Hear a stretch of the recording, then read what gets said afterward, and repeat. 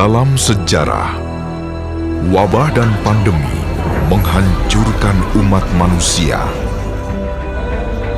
bahkan sebuah peradaban.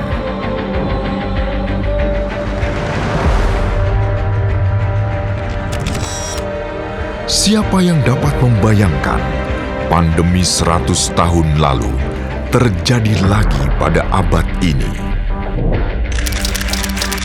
Kita sempat diingatkan lebih dari 1 dekade lalu.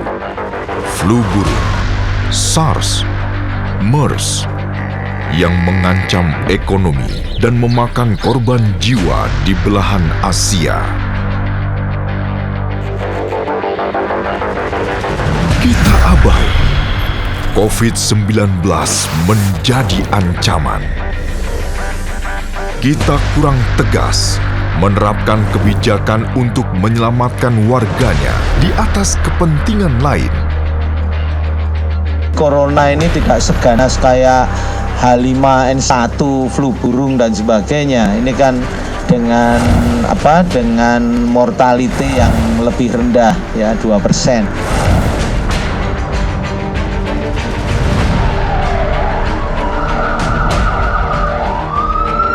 Angka kematian akibat COVID-19 di Indonesia menjadi yang tertinggi se-Asia Tenggara.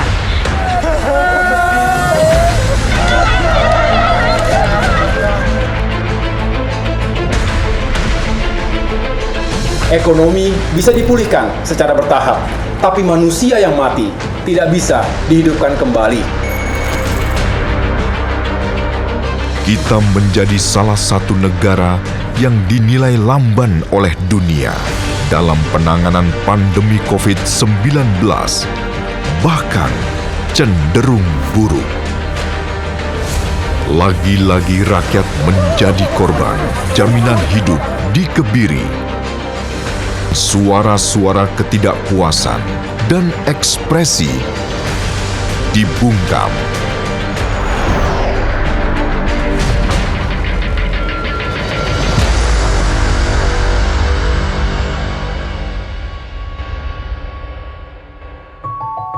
Ketepatan sebuah visi dan misi haruslah dibekali dengan pengetahuan dan pemahaman akan akar dari sebuah tantangan.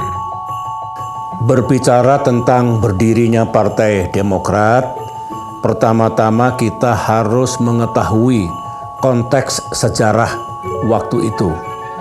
Partai Demokrat berdiri pada tahun 2001 atau 3 tahun setelah negara kita mengalami krisis besar, krisis nasional 1998. Dari situlah sebelumnya Partai Demokrat sebagai partai baru mengidentifikasi apa sebenarnya yang diinginkan oleh rakyat Indonesia pasca krisis 1998 dulu. Sebelum saya lanjutkan, menurut pandangan saya, di Indonesia ini ada 3 tonggak sejarah yang sangat penting. Yang pertama adalah 1945, berakhirnya pemerintahan kolonial. Yang kedua 1965, perubahan besar juga pada akhir masa pemerintahan Presiden Soekarno. Dan kemudian 1998, akhir masa pemerintahan Presiden Soeharto. Apa yang hendak saya sampaikan, dari masing-masing tonggak sejarah itu, pasca krisis itu, bangsa kita melakukan koreksi total dan perubahan besar. Hal-hal yang tidak disukai oleh rakyat kita di era kolonial tentu harus kita hilangkan dan tidak kita lakukan di era kemerdekaan. Demikian juga 1965, demikian juga 1998. Saya mengkaji dan mempelajari dengan seksama waktu itu apa yang sungguh dikehendaki oleh rakyat Indonesia. Saya simpulkan ada 4 sebenarnya. Pertama, rakyat kita itu menginginkan keadilan yang sejati, termasuk keadilan dalam penegakan hukum dan juga keadilan sosial, justice. Yang kedua, rakyat kita juga menginginkan hidupnya makin baik, kesejahteraannya makin baik, prosperity. Ekonomi tumbuh, tapi penghasilan mereka, kesejahteraan mereka juga tumbuh. Kembali ke keadilan sosial atau social justice. Yang ketiga, rakyat kita ingin negaranya aman dan damai, rukun. Ingat, setelah 1998, 3 tahun berturut-turut, negara kita mengalami instabilitas.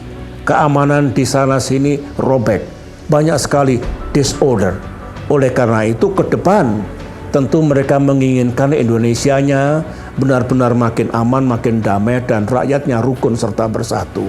Dan yang terakhir, rakyat kita sungguh menginginkan demokrasinya tegak. Demokrasi yang dimaksud adalah bukan hanya soal kebebasan dan hak-hak asasi manusia, tapi juga kembali kepada supremasi hukum atau the rule of law, konstitusionalisme, pemilihan umum yang jujur dan adil, kemudian checks and balances antar lembaga-lembaga negara, termasuk checks and balances antara negara dengan rakyat, dan banyak sekali nilai-nilai universal demokrasi. Itu yang diinginkan rakyat. Tentunya yang saya pahami adalah demokrasi yang klop untuk Indonesia, demokrasi yang tertib dan berkeadaban, bukan demokrasi liberal parlementer dulu yang mengakibatkan negara kita gonjang-ganjing terus, juga bukan demokrasi terpimpin jilid 1 dan jilid 2, tapi benar-benar demokrasi. Itulah yang saya pahami dulu. Oleh karena itu, sebagai penggagas berdirinya Partai Demokrat, saya tuangkan juga dalam manifesto politik pada tahun itu, maka keempat hal itulah akhirnya menjadi platform perjuangan Partai Demokrat ke depan, menjadi visi dan misi besar Partai Demokrat untuk negeri tercinta ini. Nah, kalau ditanya lantas jati diri, garis ideologi, ataupun platformnya seperti apa, ya kembali kepada yang tadi itu. Kami tentu menganut azas Pancasila. Karena bagi Demokrat, Pancasila lah yang terbaik untuk bangsa kita. Yang kedua, kami menganut garis ideologi nasionalis religius. Nasionalis dalam arti partai kebangsaan. Tetapi nasionalisme yang kami maksud, kebangsaan yang kami maksud bukanlah yang tidak mengadopsi nilai-nilai agama yang luhur. Dan kami tidak ingin ada dikotomi, pertentangan antara nasionalis dengan agama. Oleh karena itulah kami pilih istilah nasionalis religius, dan itu kami tuangkan dalam manifesto politik pada tahun 2001. Platformnya ya 4 hal itu yang harus kita capai ke depan. Dan pada ADART tahun 2020 kemarin, dari 4 isu besar itu kami tambahkan lagi 1, yaitu pelestarian lingkungan. Jadi lengkap sudah, yang pertama justice, yang kedua prosperity, yang ketiga peace, yang keempat democracy, yang kelima environmental protections. Itulah yang hendak saya sampaikan. Dan ingat, setiap tonggak sejarah selalu ada transformasi dan reformasi. Demikian juga 1998. Itu visi Demokrat, itu misi Demokrat ke depan.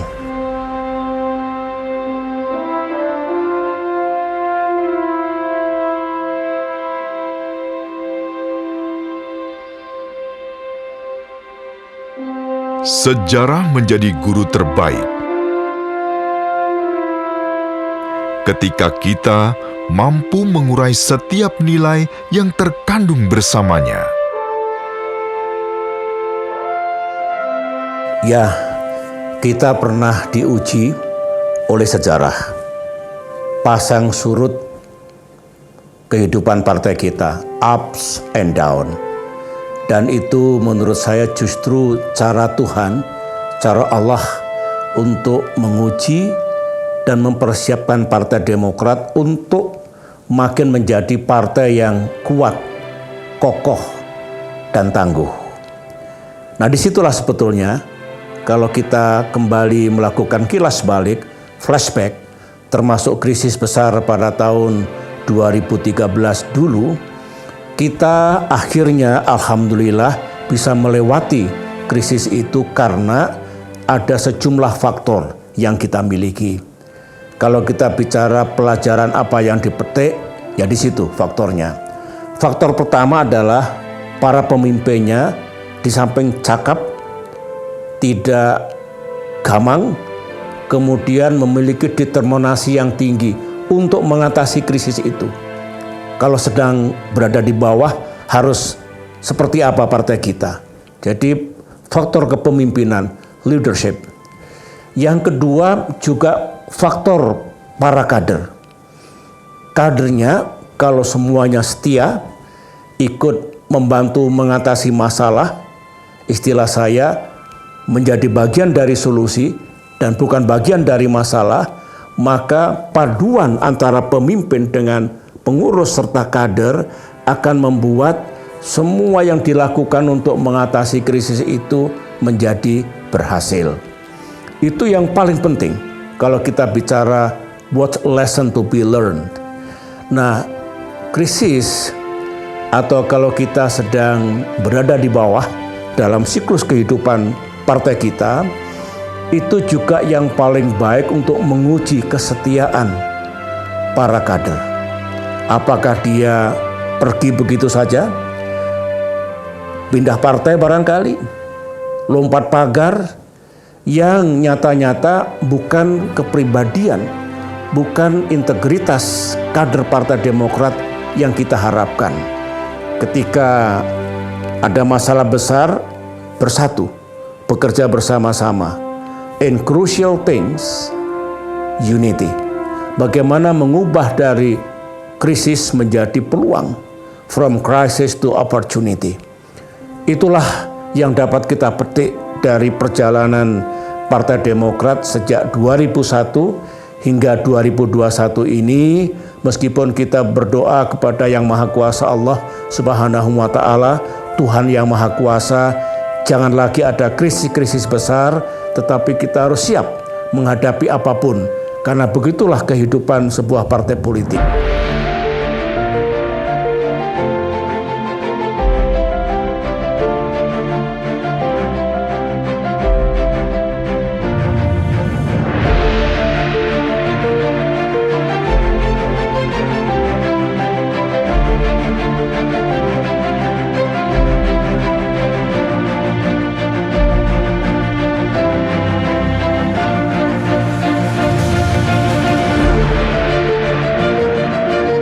Setiap pemimpin ada masanya.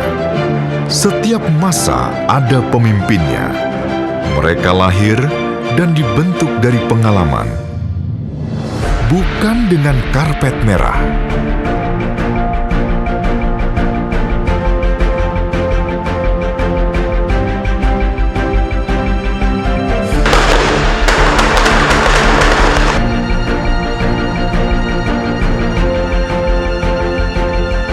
Saya bergabung dengan Partai Demokrat pada tahun 2016, memenuhi permintaan dari sejumlah partai politik, mewakili berbagai kalangan masyarakat sebagai calon gubernur DKI Jakarta. Saya anggap ini sebagai panggilan tugas untuk mengabdi kepada bangsa dan negara secara lebih luas.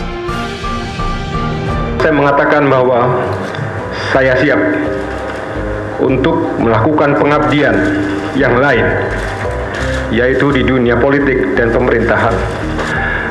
Sejatinya, sebenarnya dari TNI pula lah saya belajar dan memiliki prinsip bahwa mengabdi untuk masyarakat, negara dan bangsa tidak mengenal batas waktu dan juga tidak mengenal wilayah penugasan.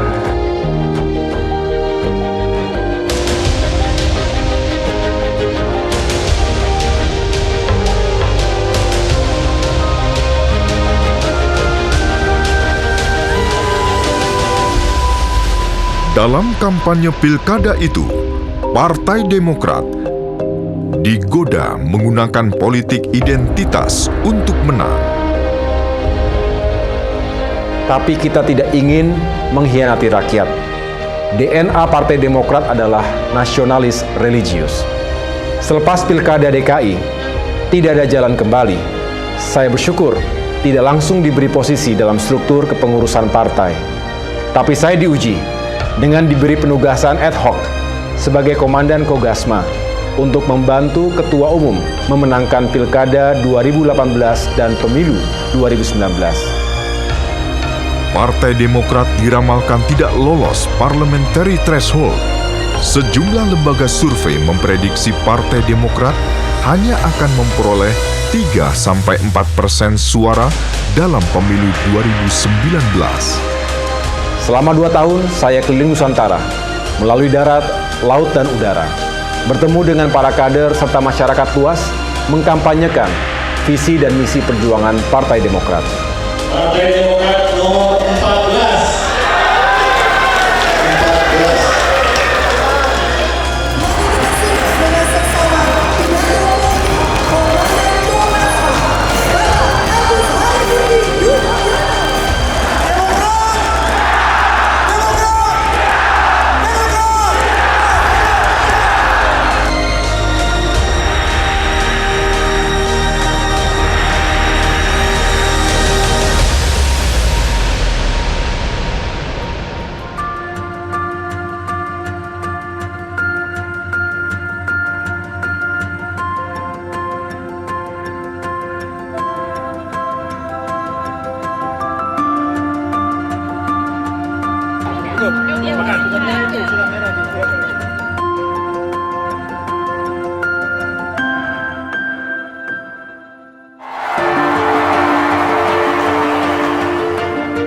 Secara internal, kita juga serius membangun kualitas sumber daya manusia. Ketum AHY menjadi ketum aja itu kan sudah contoh regenerasi ya. Partai Demokrat juga mengambil posisi-posisi yang sangat relevan gitu dengan anak-anak muda. Contohnya misalnya stand Partai Demokrat di RUU Cipta Kerja kemarin, itu kan RUU yang anak muda sangat perhatikan gitu ya. Mas AHY selalu menaruh kepercayaan kepada anak buahnya, kepada para stafnya, dan juga memberikan kesempatan bagi orang-orang di sekitarnya untuk berkembang. Salah satu contoh konkret apa yang saya alamin di tahun 2019.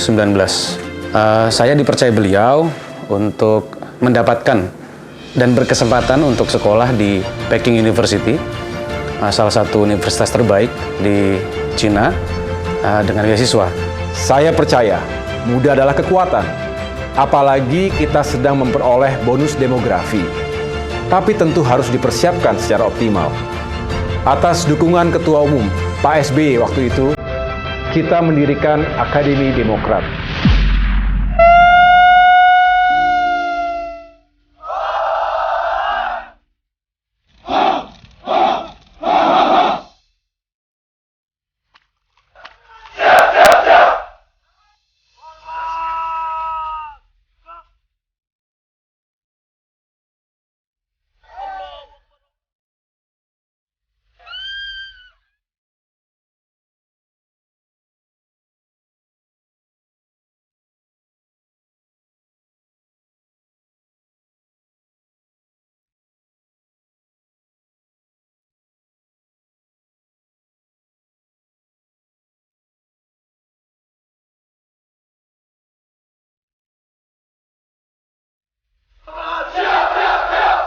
Untuk membina, mempersiapkan anak-anak muda menjadi generasi penerus Partai Demokrat, sekaligus menjadi mesin kampanye pemilu.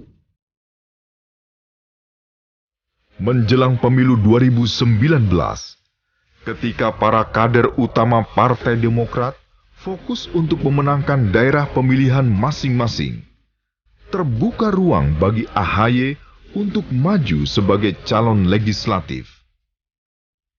Saya sengaja memilih tidak maju sebagai calon legislatif DPR RI. Saya berpikir harus ada yang membantu Ketua Umum mengorkestrasi kampanye pemenangan pemilu secara nasional. Apalagi kemudian ternyata Pak SBY berhalangan untuk berkampanye, untuk bisa menemani Ibu Ani yang dirawat secara intensif di Singapura. Ketua Umum Pak SBY akhirnya memerintahkan kepada saya untuk memimpin kampanye nasional. Dalam menjalankan tugas ini, saya didampingi oleh sejumlah senior partai. Maijen TNI Purnawirawan Nahrawi Ramli memimpin pemenangan di wilayah Barat. Sedangkan mantan Gubernur Jawa Timur, Pak Dekarwo, memimpin pemenangan di wilayah Timur Indonesia. Saya tekankan kembali, jangan pernah lelah mencintai Indonesia. Demokrat adalah rumah bagi pencinta demokrasi. Demokrat yakin Indonesia untuk semua.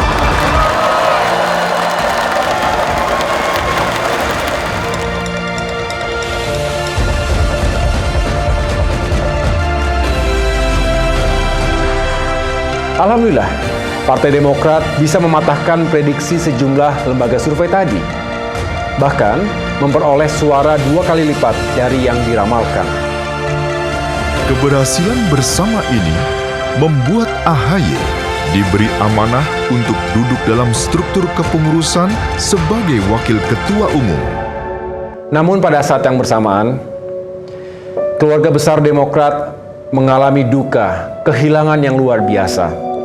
Dengan berpulangnya Ibu Ani Yudhoyono, seorang pejuang sejati, sejak berdirinya partai 20 tahun lalu, sampai dengan akhir hayatnya. Almarhumah adalah inspirasi untuk kita semua, dan juga jembatan komunikasi bagi para kader Demokrat.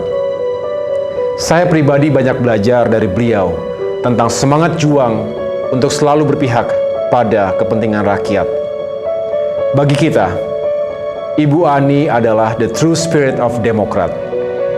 Setiap dari kita akan berpulang, menyatu dengan tanah. Saat itu datang, nilai-nilai yang ditinggalkan manusia sepanjang hidupnya lah yang akan mengharumkan pengistirahatannya yang terakhir. Selamat jalan, Memo. We love you, and we will forever miss you.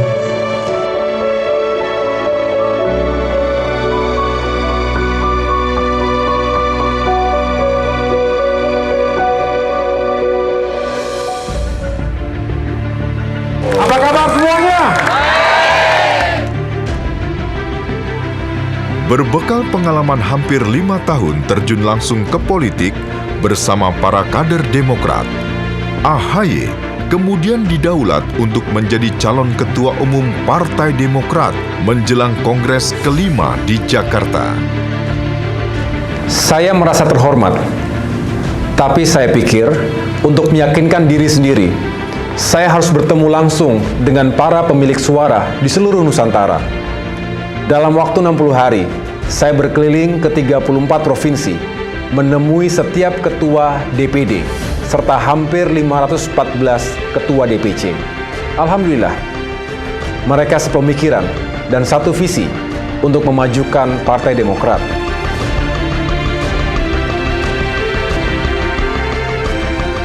Telah ditetapkan secara aklamasi Bapak Agus Harimurti Yudhoyono sebagai Ketua Umum Partai Demokrat masa bakti 2020-2025. Dalam Kongres ke-5 Partai Demokrat pada bulan Maret 2020, secara aklamasi saya terpilih untuk mengemban amanah sebagai Ketua Umum Partai Demokrat periode 2020-2025. Usai Kongres ke-5, sejak saya terpilih menjadi Ketua Umum, sebenarnya kami merencanakan untuk melanjutkan gerilya Nusantara, menyapa langsung rakyat di berbagai daerah.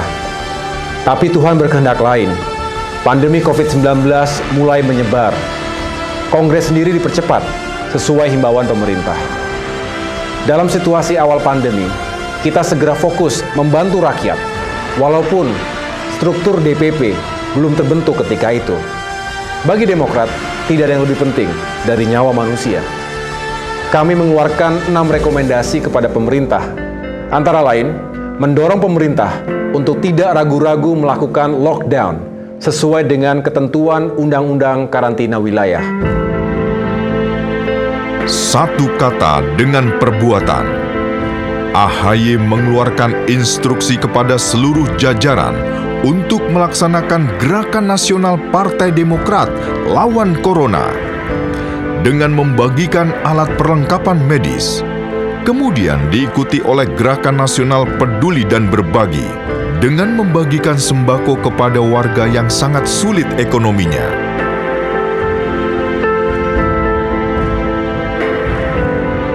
Alhamdulillah, dalam waktu kurang dari 3 bulan, kita bisa menyalurkan bantuan hasil swadaya kader lebih dari 250 miliar rupiah bagi saudara-saudara kita, masyarakat Indonesia yang sangat membutuhkannya.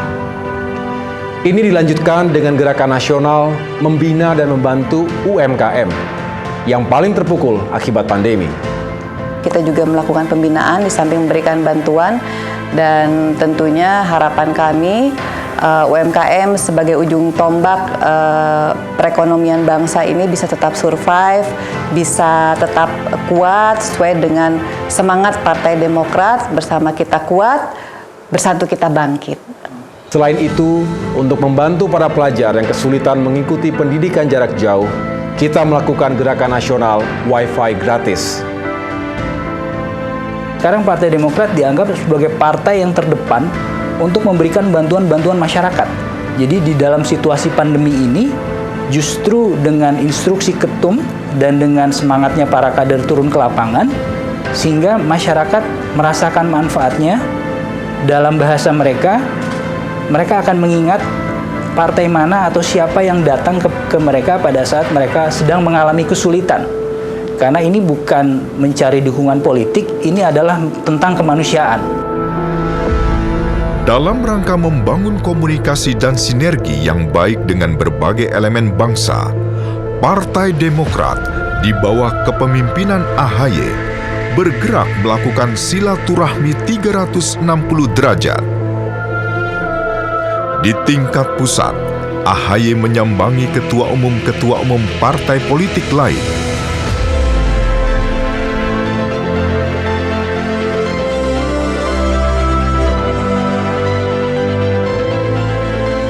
Mengunjungi berbagai media,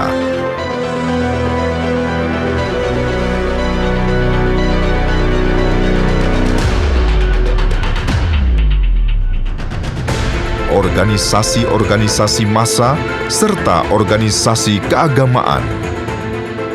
Kita ingin menyampaikan pesan bahwa Demokrat ingin bersahabat dengan semua dan juga terbuka untuk semua. Ini penting.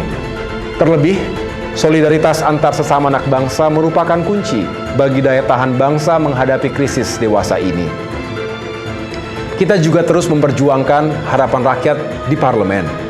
Prinsipnya, kita mendukung semua upaya menanggulangi COVID-19 dan memulihkan ekonomi nasional. Karena itu, kami menyetujui pengesahan Undang-Undang Nomor 2 Tahun 2020 untuk mempercepat penanganan COVID-19 dan pemulihan ekonomi dengan catatan untuk sama-sama kita kawal dan sukseskan implementasinya.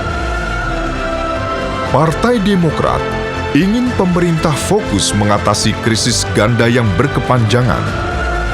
Partai Demokrat tegas menolak semua rancangan undang-undang yang tidak relevan. Di antaranya, rancangan undang-undang haluan ideologi Pancasila yang hendak mereduksi nilai-nilai Pancasila itu sendiri. Kita juga menolak rancangan undang-undang Omnibus Law Cipta Kerja yang sebenarnya juga ditolak oleh sebagian besar kaum buruh, profesional, dan anak-anak muda karena dirasa kurang adil. Meski akhirnya kita kalah suara dan memutuskan untuk walkout. Sejalan dengan itu, kita juga berusaha memenangkan pilkada di lebih dari 250 daerah. Ini pilkada pertama dalam suasana pandemi. Tidak mudah memenangkan suara rakyat di tengah-tengah pembatasan sosial berskala besar.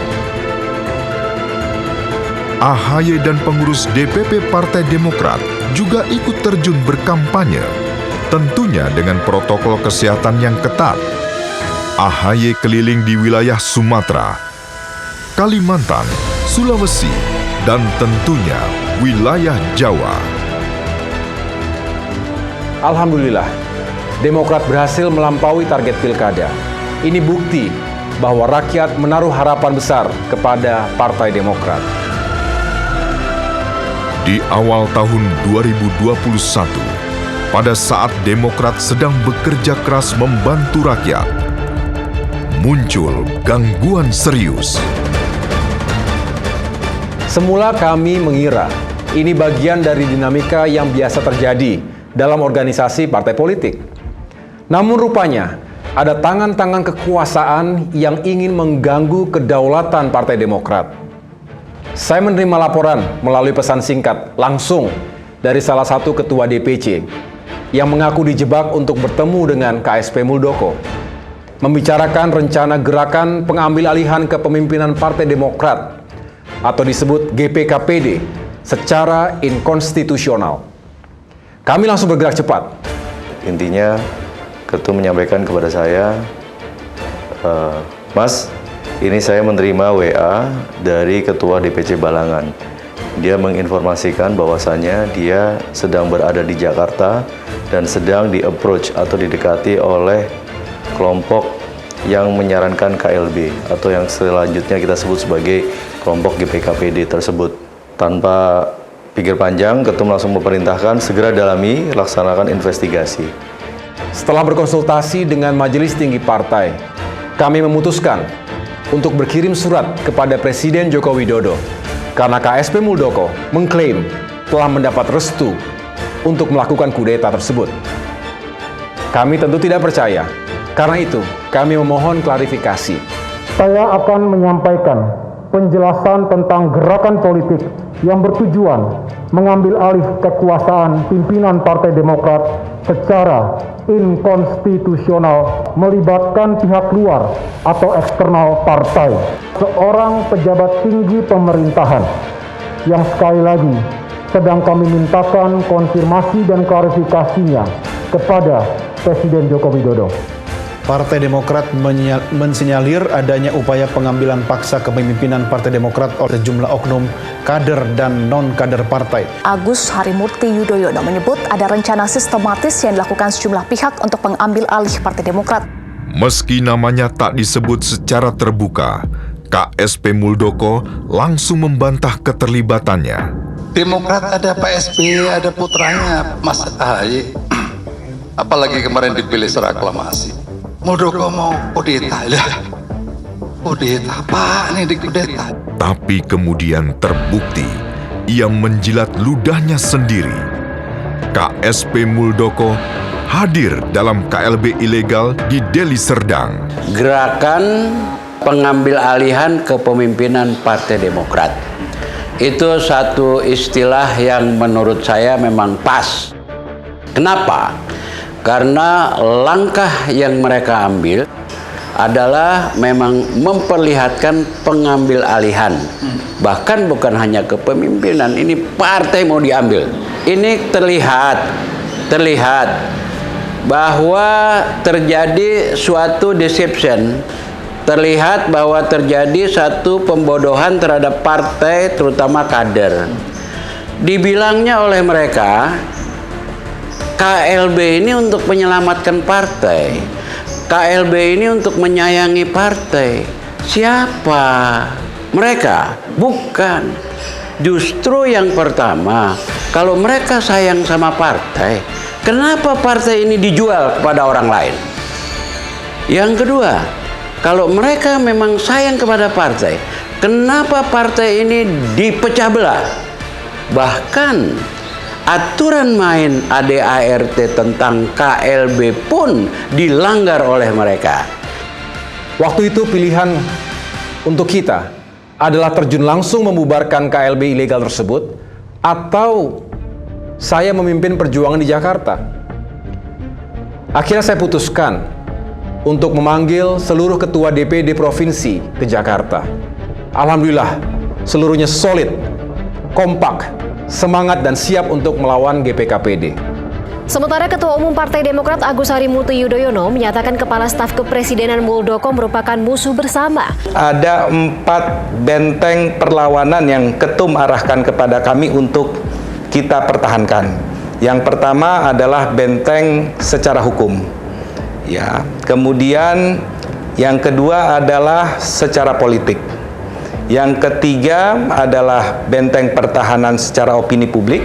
Dan yang keempat adalah benteng pertahanan soliditas para kader utama Partai Demokrat se-Indonesia. Dalam hal ini Ketua DPD, Ketua DPC, dan para pemilik suara. Struktur komando yang sudah ada dan dimiliki oleh Partai Demokrat betul-betul bermanfaat. Jadi garis komando yang dipimpin oleh Ketua Umum kita, Mas AHY, dibantu oleh Sekjen, langsung membawai 34 DPD dan 514 Ketua DPC, ini bisa bergulir begitu cepat informasi dan apa yang kita inginkan.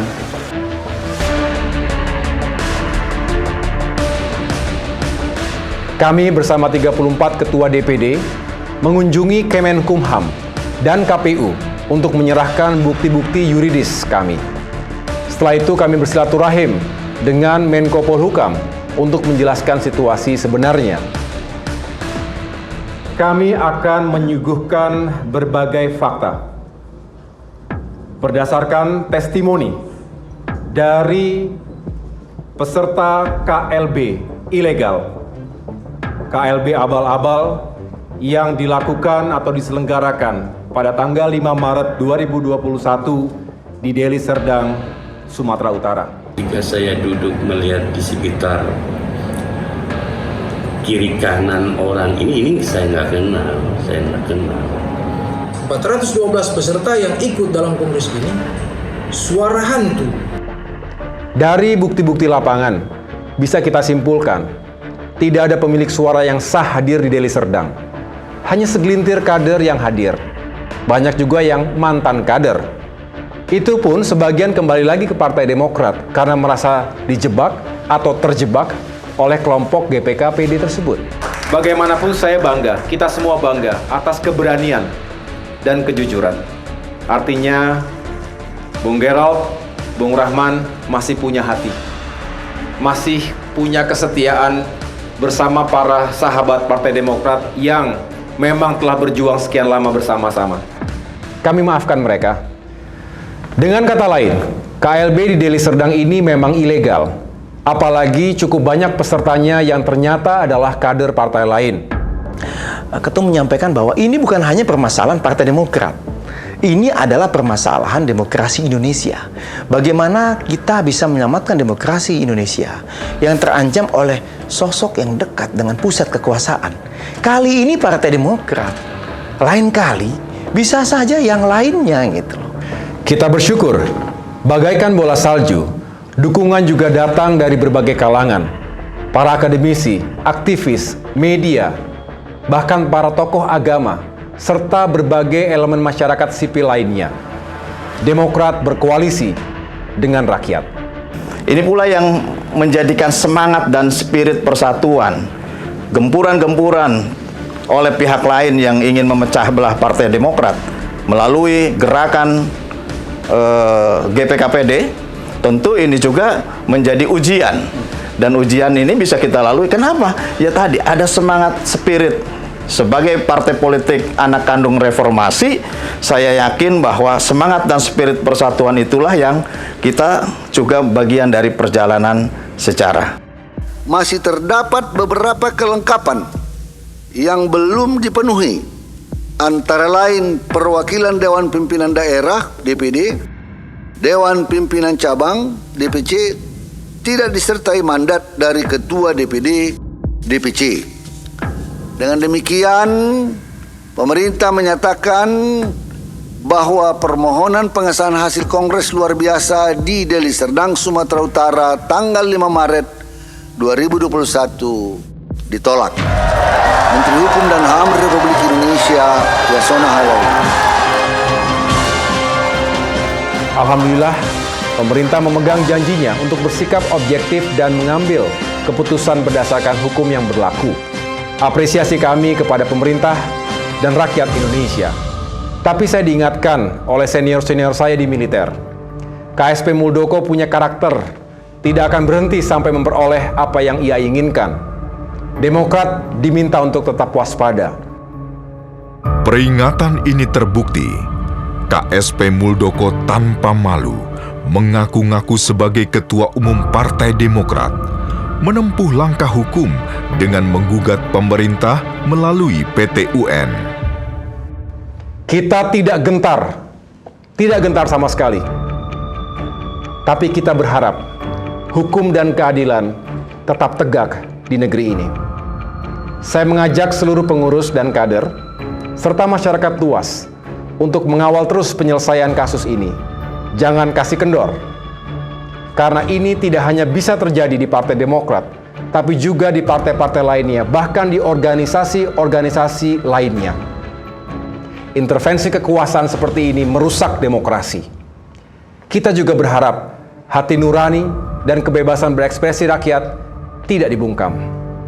Saya mengamati prosesnya dan saya telah menelaah, melakukan kajian hukum terhadap substansi gugatan.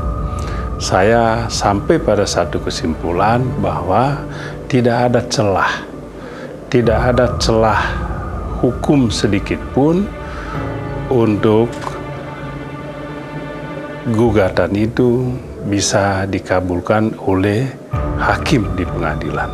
Saya menghimbau semua kader untuk tetap yakin, dan sebagai politisi dan juga sebagai ahli hukum, dan saya di DPR selama ini boleh dibilang 20 tahun di menekuni bidang hukum dan mitra dengan aparat penegak hukum, saya sangat yakin hakim di pengadilan akan memberikan keadilan yang sebenar-benarnya untuk Partai Demokrat. Meski demikian, selalu ada hikmah di balik suatu peristiwa. Pasca perjuangan kita semua melawan kezoliman politik tersebut, alhamdulillah, elektabilitas Partai Demokrat menunjukkan tren yang positif, konsisten naik. Saya salut bahwa di tengah setelah Kongres langsung berhadapan dengan KLB ini, Mas Ahaye bisa mengendalikan ini dengan baik. Ini kan ujian yang luar biasa. Nah, ujian ini lolos. Dan tentu ini penilaian tersendiri, bukan hanya internal partai, tapi juga publik melihat itu. Maka indikator itulah yang terlihat bahwa bagaimana kita punya pooling meningkat, baik partai maupun Mas Ahaye sendiri. Karena publik mudah melihat, apakah betul Mas Ahaye ini punya kapasitas untuk bisa dinilai bahwa Mas Ahaye bisa membuktikan bahwa dia bisa lolos dalam semua tantangan ini, dan juga kita semakin terpercaya Partai Demokrat ini ke depan. Salah satu faktor dari naiknya elektabilitas Partai Demokrat adalah soal bagaimana Ahaye mampu memimpin perlawanan terhadap GKPD. Faktor yang lain adalah legasi Pak SBY juga masih. Kita di Bapilu menghitung bersama dengan Majelis Tinggi Partai, kemungkinan tahun depan kita memperkirakan kita akan masuk ke 2 digit, asal kita tetap konsisten. Ke depan, kita akan melanjutkan 10 program partai yang telah dicanangkan sejak awal untuk membangun partai ini dan memenangkannya, terutama untuk menjawab panggilan rakyat. Salah satu perwujudannya adalah penyelenggaraan Bulan Bakti Demokrat untuk membantu masyarakat dalam rangka memperingati 2 dekade Partai Demokrat. Kami menginstruksikan kepada seluruh jajaran, terutama lebih dari 1.800 anggota Dewan fraksi Partai Demokrat, untuk menyukseskan Bulan Bakti di seluruh Nusantara. Assalamualaikum, Mas Ahaye. Waalaikumsalam, Bu. Apa kabar? Sehat? Sehat, Ibu. Ibu siapa namanya, Bu? Nama saya Naimah, Mas Ahaye. Oke, sehat-sehat ya, Bu. Anak-anak juga sehat, Mas Ahaye. Iya, anak saya sehat, alhamdulillah. Berapa anaknya, Bu? Saya tidak punya anak, Mas Ahaye. Mungkin anak Mas saya bisa untuk saya. Semoga masyarakat dapat menerima niat tulus Partai Demokrat ini dengan baik. Pedulian adalah induk dari berbagai potensi terbaik yang dimiliki. Ada sejumlah harapan dari saya untuk para kader Partai Demokrat yang sangat saya cintai dan saya banggakan. Pertama, wajib hukumnya para pemimpin dan kader Demokrat dekat dengan rakyat. Pahamilah persoalan dan kesulitan rakyat. Dengarkan aspirasi mereka dan perjuangkan aspirasi itu. Itulah jati diri Partai Demokrat yang sesungguhnya. Dekat dengan rakyat, perjuangkan kepentingan rakyat. Yang kedua, para pemimpin dan kader Demokrat juga harus sensitif, peka, peduli pada keadilan, pada kebebasan, pada ekonomi yang adil dan ramah lingkungan. Dan yang keempat, pada bangsa, pada hadirnya masyarakat dan bangsa yang rukun dan bersatu. Tidak ada yang disebut dengan konflik identitas. We are one. Kita hormati pluralisme. Itulah nilai dan jati diri Demokrat. Itu yang kedua. Yang ketiga adalah Demokrat harus berdiri di depan sebagai penjuru, sebagai champions of democracy. Namanya pun Partai Demokrat. Mengapa dulu saya pilih nama Partai Demokrat? Karena dalam hati dan pikiran saya, Partai Demokrat benar-benar menjalankan demokrasi yang sesungguhnya dan juga menjadi champions of democracy tadi. Itu yang ketiga. Sedangkan yang keempat atau yang terakhir, saya berharap Partai Demokrat tetap menjadi partai politik yang konsisten. Jangan memiliki standar ganda, double standard. Contohnya, baik ketika Demokrat berada di dalam pemerintahan maupun di luar pemerintahan, harus tetap menghormati demokrasi, menghormati hak-hak asasi manusia, memperjuangkan kepentingan rakyat, utamanya golongan tidak mampu, membuat ekonomi adil. Jadi, sekali lagi, apakah kita bagian dari pemerintahan seperti dulu ketika saya memimpin, atau di luar pemerintahan, perjuangan kita harus tetap sama. Rakyat akan menilai partai politik mana yang paling konsisten, baik ketika berada dalam pemerintahan maupun ketika berada di luar pemerintahan. Itu saja 4 pesan dan harapan saya. Saya yakin dengan izin Allah Subhanahu wa Ta'ala, Tuhan yang Maha Kuasa, Partai Demokrat akan tumbuh menjadi partai yang maju, partai yang berjaya, partai yang sangat mencintai rakyat dan insya Allah mendapatkan dukungan dari rakyat. Kepada seluruh kader dan simpatisan Partai Demokrat dimanapun berada, mari kita bergandengan tangan, bersatu untuk membantu kesulitan rakyat di sekeliling kita. Teruslah membangun soliditas, jatuh bangun bersama demi kejayaan Partai Demokrat. Dirgahayu ke-20 Partai Demokrat. Demokrat berkoalisi dengan rakyat. Bersama kita kuat, bersatu kita bangkit.